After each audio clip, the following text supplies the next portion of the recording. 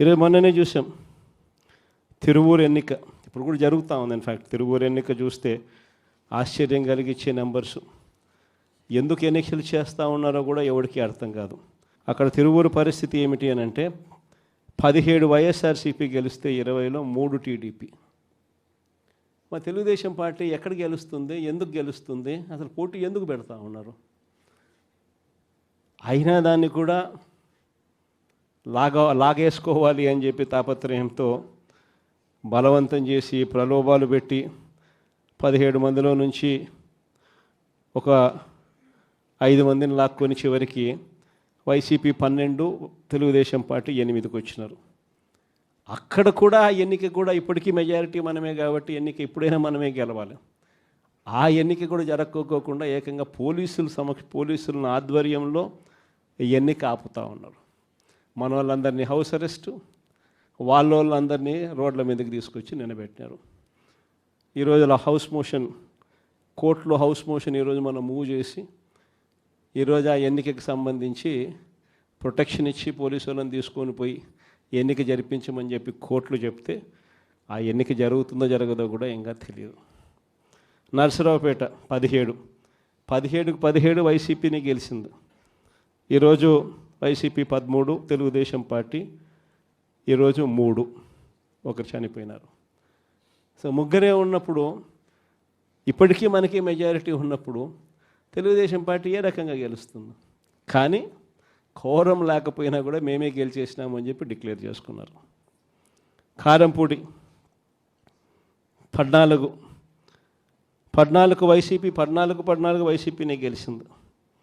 ఈరోజు ప్రలోభాలు పెట్టి ఇంకొకటి చేసి వైసీపీ 8, తెలుగుదేశం పార్టీ 6. అయినా కూడా మనకే మెజారిటీ ఉంది. అయినా కూడా అక్కడ కూడా కోరం లేకపోయినా కూడా మేమే గెలిచాము అని చెప్పి డిక్లేర్ చేసుకున్న పరిస్థితి. అంతెందుకు కుప్పం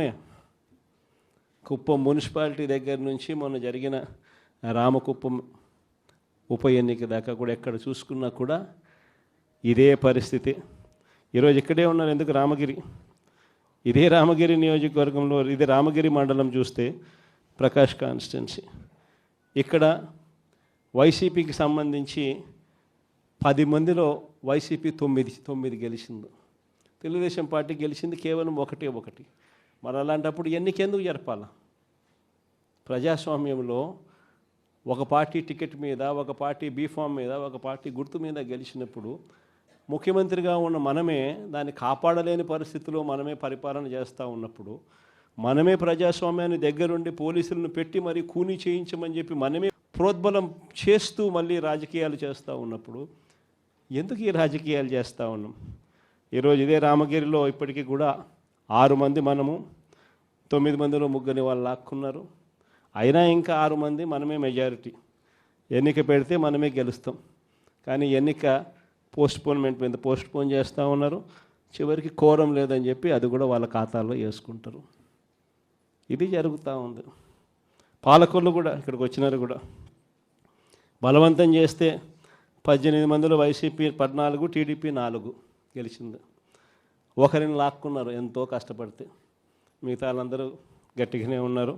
అక్కడ కూడా ఇంకా చేయగలిగింది ఏమీ లేక వదిలేసినట్టున్నారు. ప్రజాస్వామ్యం కూనీ అయిపోయిన పరిస్థితుల మధ్య ఈరోజు మనం అంతా కూడా ఈరోజు ఏకమవుతా ఉన్నాం.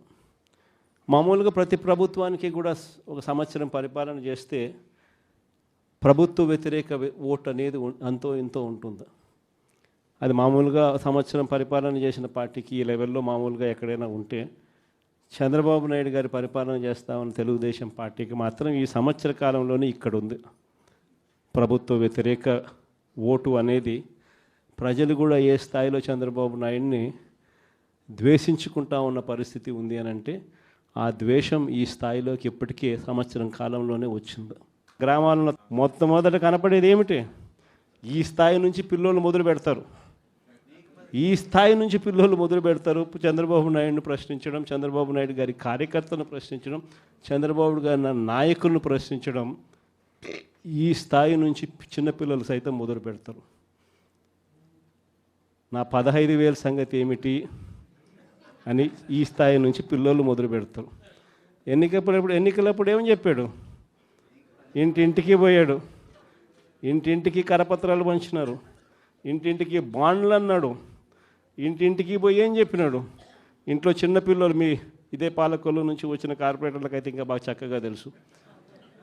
ఆ మంత్రి రామానాయుడు అనే ఆ మంత్రి ఆయన మాట్లాడిన మాటలు వైరల్ అవుతూ ఉంటాయి. ఇప్పుడు ఈ రోజుకి కూడా సోషల్ మీడియాలో ఆయన మాట్లాడిన వీడియో టేపు. ఆయన ఏమన్నాడు, ఇంటింటికి ఆయన పోతాడు, ఆయనతో పాటు కార్యకర్తలు అందరినీ పంపించాడు. అక్కడ పోయినేమంటాడు, చిన్నపిల్లలు కనపడితే నీకు 15,000, నీకు 15,000, నీకు 15,000. అదే ఇంట్లో నుంచి వాళ్ళ అమ్మ బయటకు వచ్చింది, పిల్లల అమ్మ, వాళ్ళ చిన్నమ్మ. వీళ్ళు బయటకు వస్తే వాళ్ళని చూడగానే, వాళ్ళని చూసిన వెంటనే నీకు 18,000, నీకు 18,000, నీకు 18,000 అంటాడు. సంతోషమా అని అంటాడు. మళ్ళా అంతలో ఇంట్లో నుంచి ఈ చిన్నమ్మలు, ఈ అమ్మలు, వాళ్ళ అమ్మలు బయటకు వచ్చినారు. వాళ్ళని చూడగానే నీకు 50 ఏళ్ళ వయసు కదా, మీకు 48,000, నీకు 48,000, నీకు 48,000 అన్న మొదలుపెట్టినాడు. అంతటితో ఆగల. ఇంట్లో నుంచి 20 ఏళ్ళ పిల్లోడు వస్తే ఇట్లా చూసి నీకు 36,000, నీకు 36,000, నీకు 36,000 సంతోషమా అన్నాడు. అంతటితో ఆగల.